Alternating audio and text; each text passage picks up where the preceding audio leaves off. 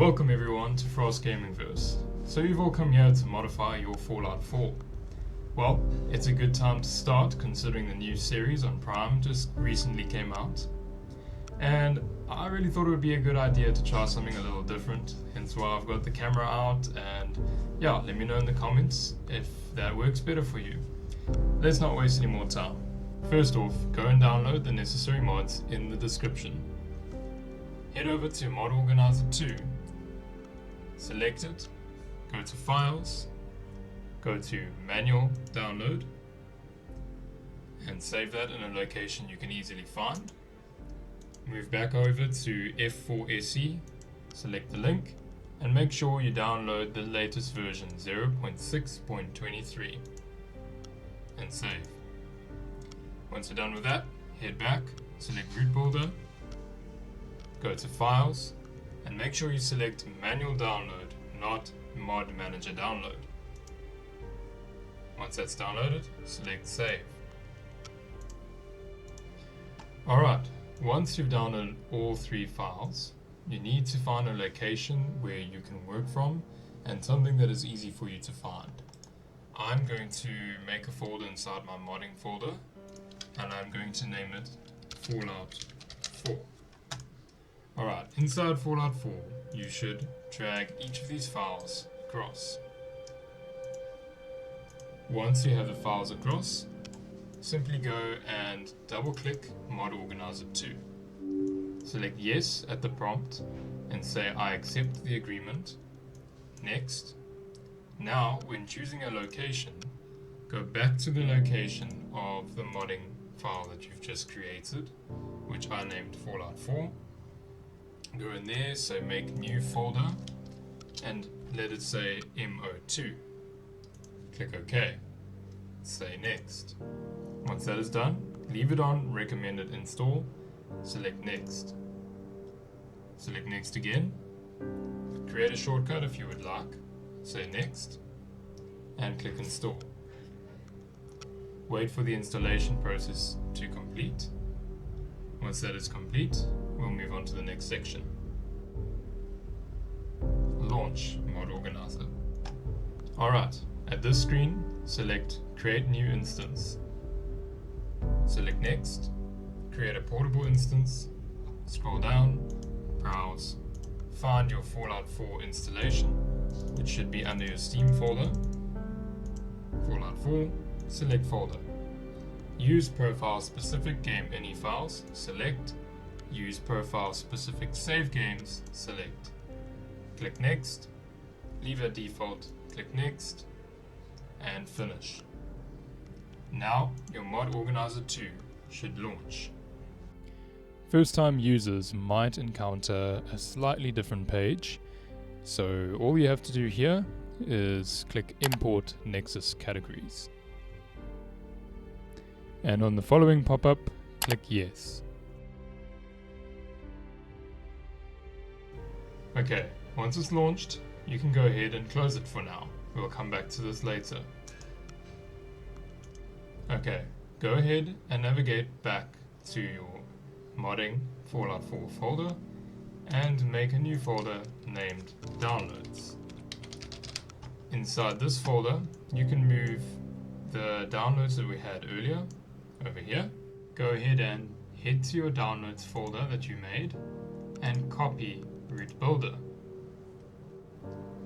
And inside MO2, head over to Plugins. Go ahead and paste your Root Builder and extract it over here. Once that's done, you can delete the zip file. Well done for following along with me. What we've done so far is we've set up Mod Organiser and we've set up our Root Builder. Mod Organiser allows us to modify the game files without essentially breaking the mod or breaking the game.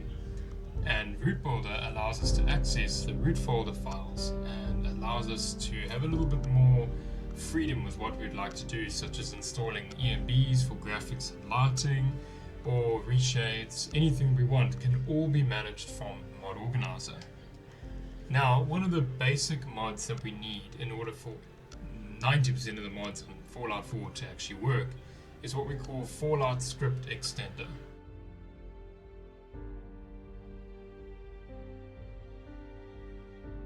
Okay, now we'll be installing Fallout Script Extender. Head over to Fallout Mod Organiser, open it, then head straight for the yellow folder and click the drop-down menu and select Open Downloads folder. From here, you'll want to place your Fallout Script Extender mod zip file across. Once that's done, you can close that and you'll see in your Downloads tab over here your Fallout Script Extender mod. Before installing any of the mods, I always like to make a separator on the left pane. This just helps to organize the files and help you navigate all the mods that you might have. I'm going to name this one root files, and this separator will help me navigate to any of the mods that use root builder. Over here you can see our plugin is working. So drag it across. First time users might see a tutorial button at the bottom. Simply click Exit Tutorial.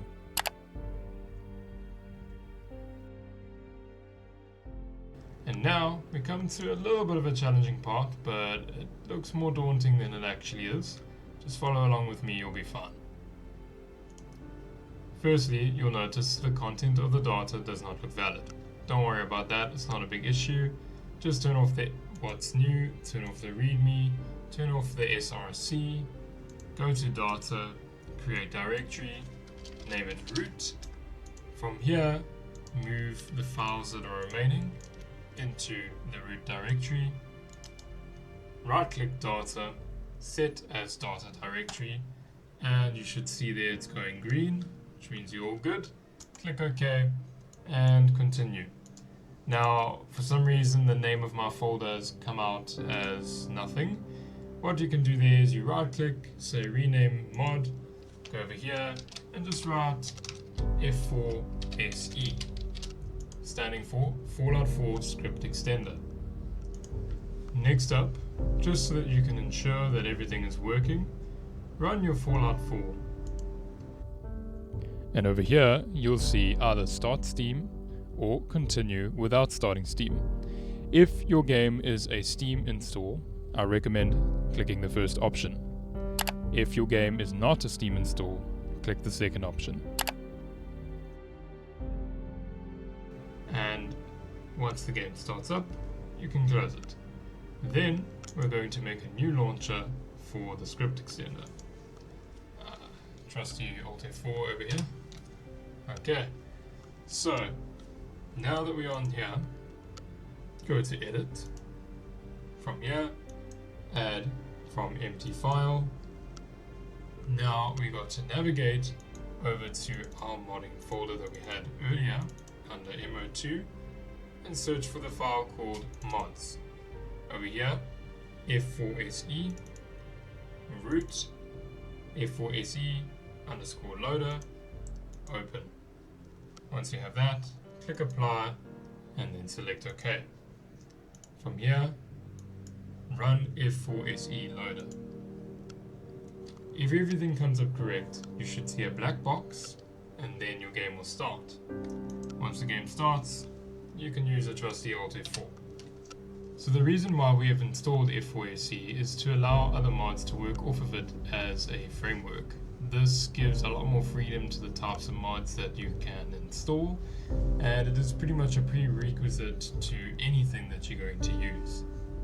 Now, the reason why we've done it with Root Builder is so that no matter what you do inside of this Mod Organiser, you cannot affect your original game root files. That way, there's no issues of the game breaking. If there's any problems, you can just simply go back to Profile. You can manage over here, create a new profile. You can call it whichever you want, modded, default game menu settings, whichever you need. Click OK, go select, and there you go. It's unticked F4SE and any of the other mods that might not have been available. And now we have a default install again. If you want to go back to another default install or a previous profile that you've made, just go back to the profile, click default, and there you go. So this comes really in handy when you have a lot of different mods and you're trying to experiment to see what you like and what you don't like. you can put things on, take things off, and it'll never actually affect your game.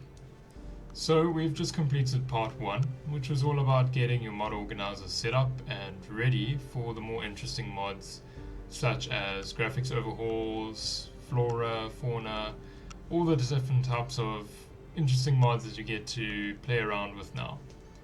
So I hope you enjoyed the video, and if you find that there was anything confusing or you need a little bit of help with a certain step, feel free to comment. I'm glad to help. And in the next video we'll cover some of the graphics mods and hopefully bring this game up to 2024 standards. But for the time being, I hope you all enjoyed the video, and cheers everyone.